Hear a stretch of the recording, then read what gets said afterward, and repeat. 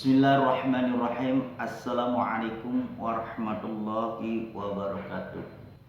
Alhamdulillahilladzi qaddama lana jawahiru adabihi fi kitabihil mubin wa fi sunnani rasulillahil amin. Wassalatu wassalamu ala sayyidina Muhammadil mab'usil liyutammima makarimat akhlaq limuta'addibin wa ala alihi wa ashabihi wa man syakalahum fi akhlaqihim minal mu'minin. Allahumma salli wa sallim wa barik ala man ismuhu sayyiduna Muhammadun sallallahu alaihi wasallam. Amma ba'd. Kali ini video yang terbaru, saya coba akan menerangkan tentang babnya adab, di mana adab itu diperlukan oleh siapapun, karena adab itulah yang akan membawa diri kita menjadi tentram, karena adab itulah kita menjadi mempunyai iman yang kuat, karena adab itulah kita mempunyai pengertian yang sangat luar biasa. Dalam hal ini saya terangkan,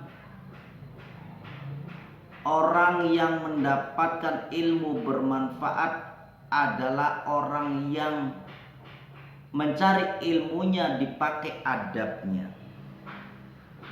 Karena adab itulah orang itu akan mengerti dan bisa menghormati ilmu, bisa menghormati guru, bisa menghormati orang tua, bisa menghormati orang lain, bisa menghormati baginda Rasulullah Sallallahu Alaihi Wasallam, dan bisa mencintai Allah Subhanahu Wa Taala.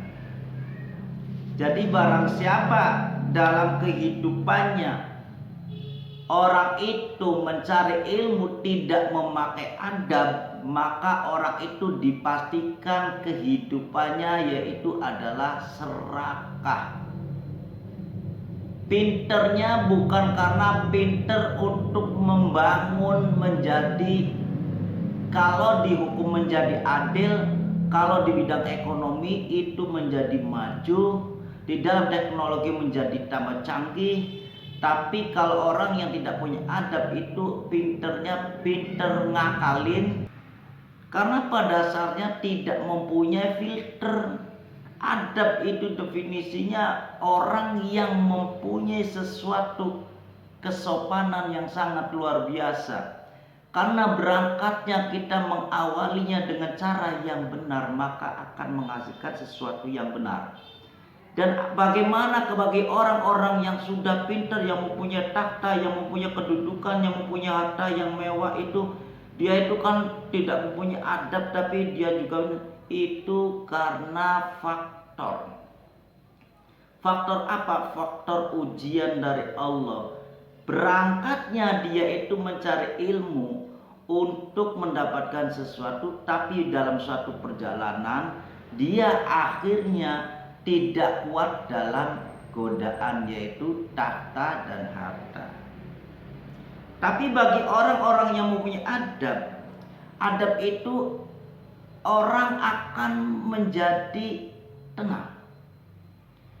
Karena ditempatkan dalam posisi apapun, dia itu mengerti dan mau mengerti.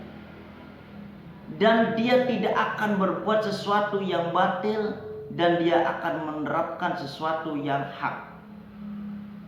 Tidak akan berani mengambil sesuatu yang batil. Dia tidak berani akan berbuat yang batil.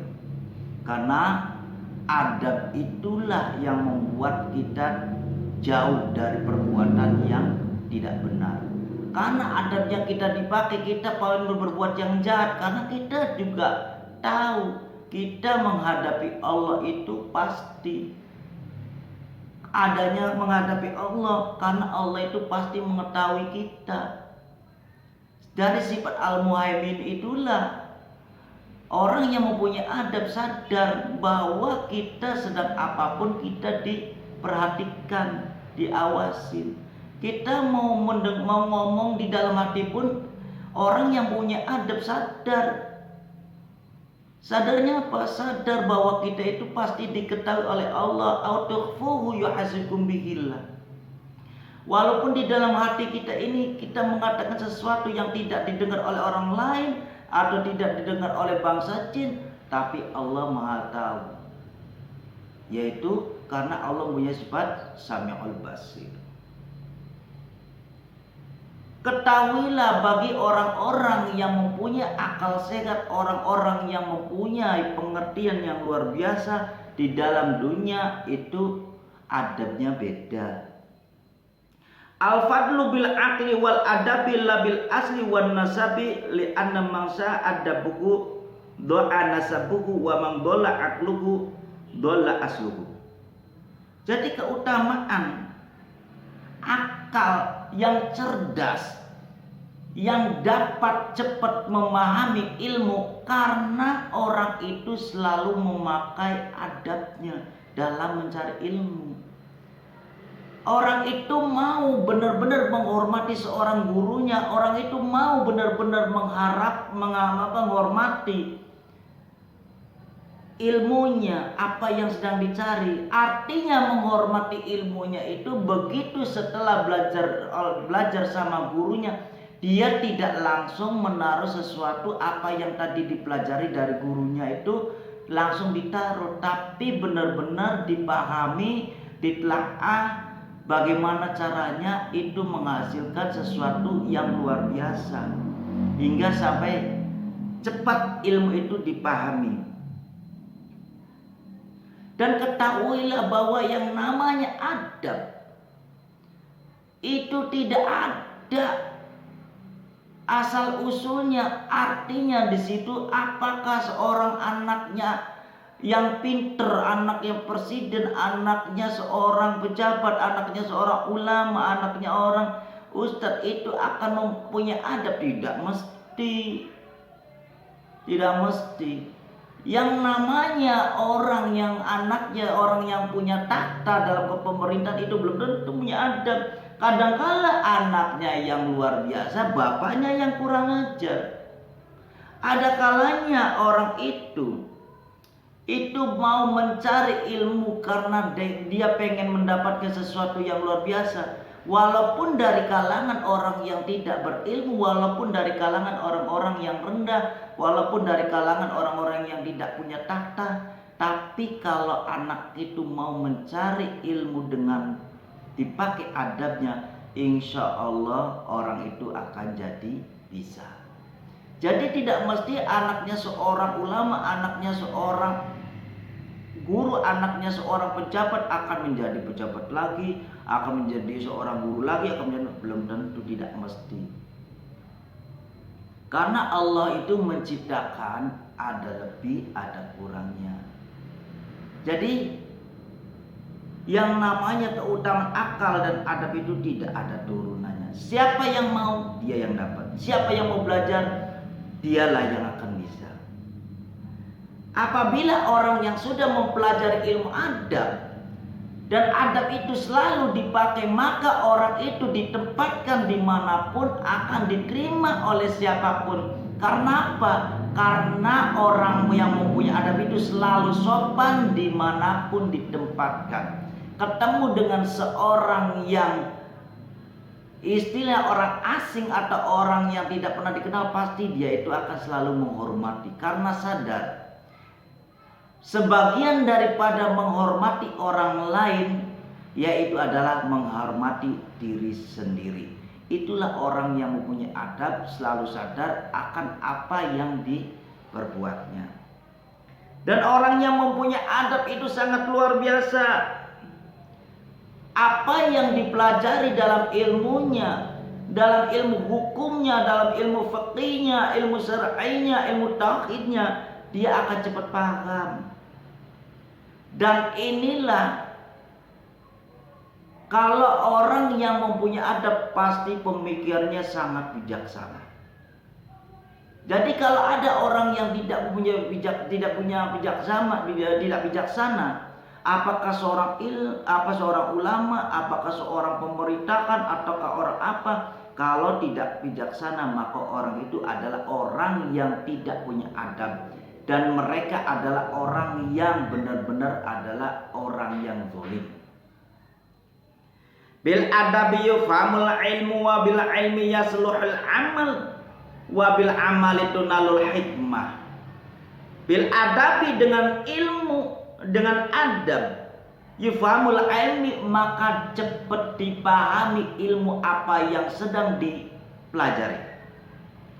Wabil ilmi dan apabila orang itu sudah mempelajari ilmu, maka orang itu yasluhul amal, maka orang itu tingkahnya bagus.